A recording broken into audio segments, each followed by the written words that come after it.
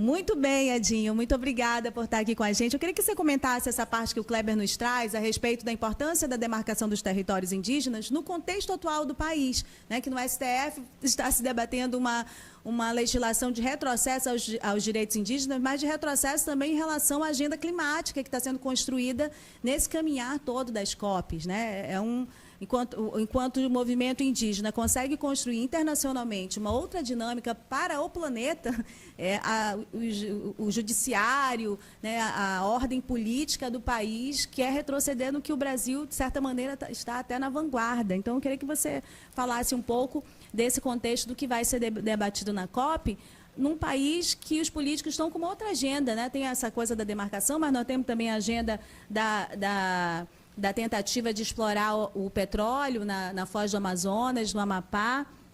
E temos a agenda da potássio, né, da exploração de potássio, mineração numa terra indígena em processo de demarcação aqui no estado do Amazonas. Me preocupa bastante até hoje, quanto liderança de base, né, que a gente não tem nenhum alinhamento ainda, né, do que de fato a gente vai apresentar, porque a COP não é a mesa de debate, né, a COP é a mesa de negociação. E o governo ele vai com um pacote fechado para negociar.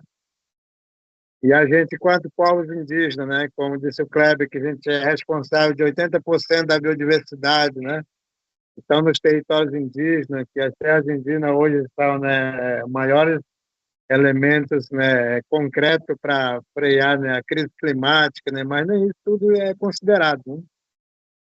Então, assim, eu acho que, né, eu vi um processo de demarcações de terras indígenas, né, por parte hoje do Estado brasileiro, né, quando fala a questão do governo, né,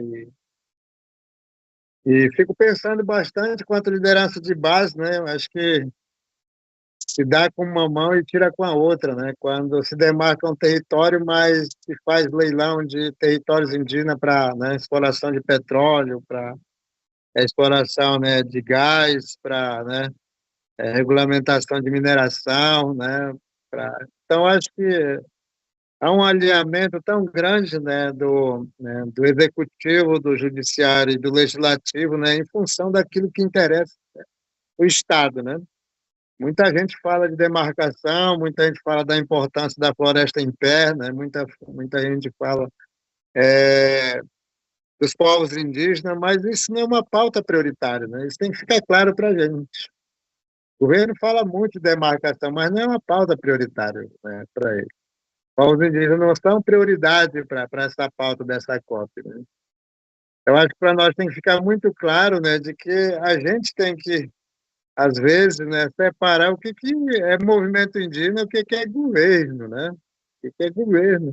As demarcações dos territórios indígenas, né, continuam engessadas aí, né, pelo marco temporal, né? A gente não conseguiu derrubar em momento algum, né? Ainda a gente continua pacífico até, né? A gente continua sendo recebido a bala em Brasília, né? Bomba, casquete, né? E aí a gente deixa por barato ainda. Então, assim, para nós isso, né, é uma, não é uma revolta, mas é uma situação que a gente precisa corrigir, né? A gente precisa fazer um alinhamento, né, do movimento indígena, né, a nível nacional e a nível internacional, né? Para a gente poder ter claro, de fato, do que lado nós estamos mesmo, né? E a Constituição não está sendo mais respeitada, né? Quando se fala da mesa de conciliação, a Constituição está sendo mudada, né? É um direito que está sendo tirado, né? É os povos indígenas que estão sendo assassinados. A continuidade da mesa de conciliação, por exemplo, é alimentar, né, a onda de violência contra os povos indígenas no campo. Então, não tem realmente o que a gente ir para a COP e ficar celebrando, né? Recebendo, às vezes, né, uma proposta de ser financiado. Eu sempre digo, não, você recebe 10 milhões para, né, plantar árvore, para conservar árvore, mas financia 300 bilhões para, né, fazer destruição ambiental, e aí? Né? Então, do qual lado a gente quer estar realmente, né?